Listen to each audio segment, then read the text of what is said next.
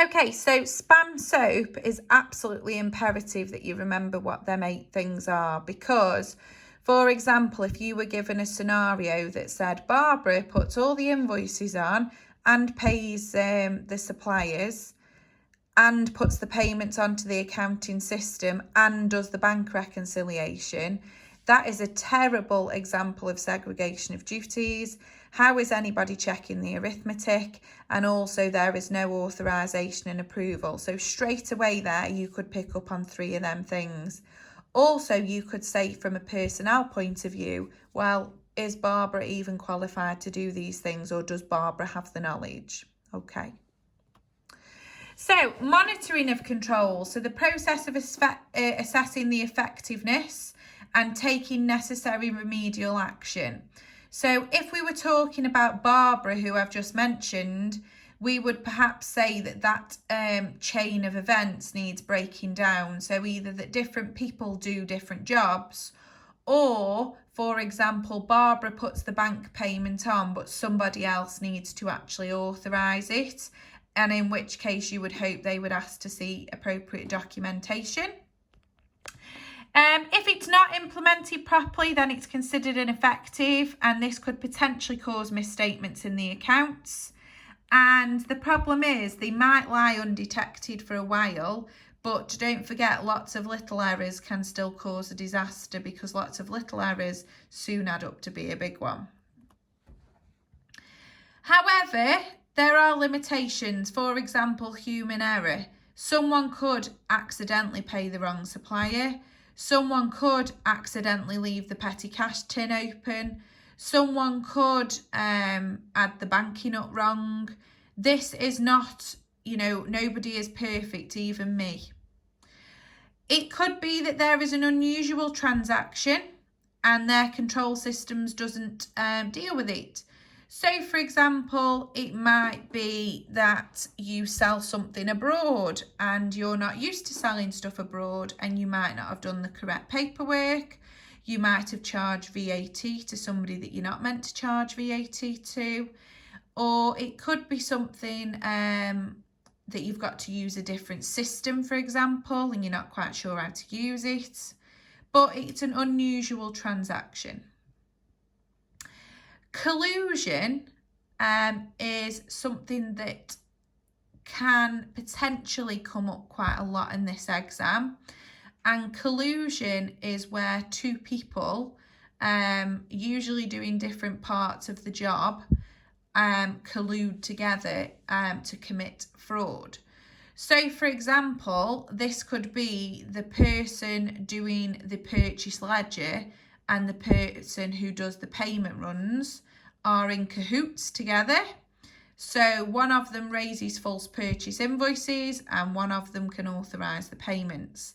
This is known as collusion, and collusion obviously isn't a very good thing to do, but could start on a very small scale but could end up on a very large scale. This could even be something as simple as a delivery driver being in collusion with somebody in the invoicing department and delivering more than what they invoiced, for example, or telling them, oh, they were damaged, and them not questioning it and just putting it through as damaged goods, not invoicing it, and perhaps getting a small cut out of doing it. So collusion is something to be taken quite seriously.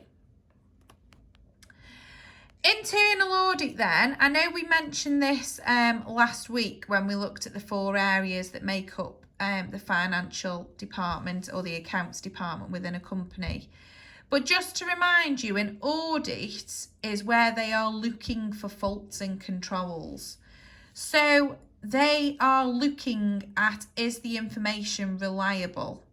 Well, how are they going to know? They're going to need to look at how the information has been prepared. So, for example, have procedures been followed? So if, for example, somebody had to sign that they had seen invoices before they paid them, they could perhaps ask to see this. It could be as simple as if somebody's raised a sales invoice, Can we see the customer's order? Can we see where they've paid? Can we see where the goods were ordered for them, etc.? And they will look at individual systems and controls and look at if they are effective. So if we were to think of the petty cash tin, well, how effective is your petty cash control? Do you need that amount of money in your petty cash tin?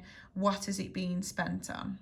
Okay, so an internal auditor is a bit like a private eye, but within the company.